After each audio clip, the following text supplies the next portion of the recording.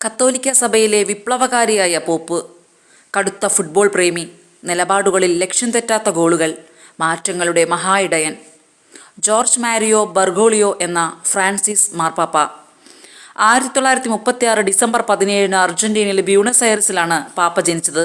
High school പഠനത്തിന് ശേഷം Buenos അയർസ് സർവകലാശാലയിൽ നിന്ന് രസതന്ത്രത്തിൽ ബിരുദാനന്തര ബിരുദം നേടി. 21-ാം വയസ്സിൽ സെമിനാരിയിൽ ചേർന്നുവെങ്കിലും 33-ാം വയസ്സിൽ 1969 വൈദിക പട്ടം സ്വീകരിച്ചത്. 1998 ആർച്ച് ബിഷപ്പ്, 2001 കർദിനാളായി. ബെനഡിക്ട് 16 മാർപ്പാപ്പയുടെ അപ്രതീക്ഷിത രാജ്യപ്രഖ്യാപനത്തെ തുടർന്നാണ് അർജന്റീനയിലെ ബ്യൂണസ് അയർസ് ആർച്ച് ബിഷപ്പായിരുന്ന കർദിനാൾ ജോർജ് മാരിയോ ബർഗോളിയോ എന്ന ഫ്രാൻസിസ് മാർപ്പാപ്പ 2013 കത്തോലിക്ക സഭയുടെ പരമാധ്യക്ഷ സ്ഥാനത്തേക്ക് എത്തുന്നത്. കത്തോലിക്ക സഭയുടെ 266-ാം മാർപ്പാപ്പയായിരുന്നു അദ്ദേഹം. മാത്രമല്ല, ജസ്യൂട്ട് സഭയിൽ നിന്നുള്ളതും ലാറ്റിൻ അമേരിക്കൻ രാജ്യങ്ങളിൽ നിന്നുമുള്ള ആദ്യത്തെ മാർപ്പാപ്പ.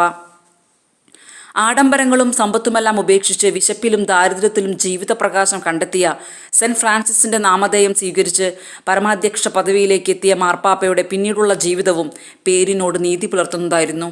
വത്തിക്കാനിലെ കൊട്ടാരത്തിൽ നിന്നും അതിഥി മന്ദിരത്തിലെ സാധാരണ മുറിയിലേക്ക് താമസം മാറിയ ഫ്രാൻസിസ് മാർപ്പാപ്പ ലളിത ജീവിതം കൊണ്ടും ലോകത്തിന് മാതൃകയായി. അഭയാർത്ഥികളോട് മനുഷ്യത്വത്തോടെ ഇടപെടണമെന്ന് പലവട്ടം ആഹ്വാനം ചെയ്തു. ബാലപീഡനം, ലൈംഗിക കുറ്റകൃത്യങ്ങൾ എന്നിവയിൽ ഉൾപ്പെട്ട വൈദികർക്കും മെത്രാന്മാർക്കുമെതിരെ അച്ചടക്ക നടപടിയെടുത്തു. സഭാഭരണത്തിൽ വനിതകൾക്ക് പ്രാതിനിധ്യം നൽകി. ഭിന്ന ലൈംഗിക വിഭാഗങ്ങളുടെ അവകാശങ്ങൾ അംഗീകരിക്കുന്നതിന് മുൻകൈയെടുത്തു. കുടിയേറ്റക്കാർ വരാതിരിക്കാൻ വലിയ മതിൽ കെട്ടുമെന്ന് പറഞ്ഞ ട്രംപിനോട് കടന്നുവരാൻ പാലം നിർമ്മിക്കാതെ അടച്ചിടാൻ മതിൽ കെട്ടുന്നവർ ഒരിക്കലും ക്രിസ്ത്യാനിയല്ല എന്ന് പാപ്പ പറഞ്ഞു.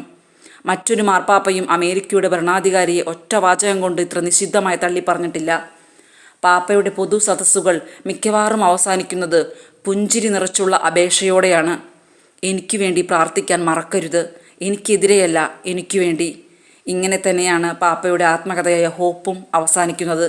2025 ഏപ്രിൽ 21 ഫ്രാൻസിസ് മാർപ്പാപ്പ നിത്യതയിലേക്ക് യാത്രയായത്.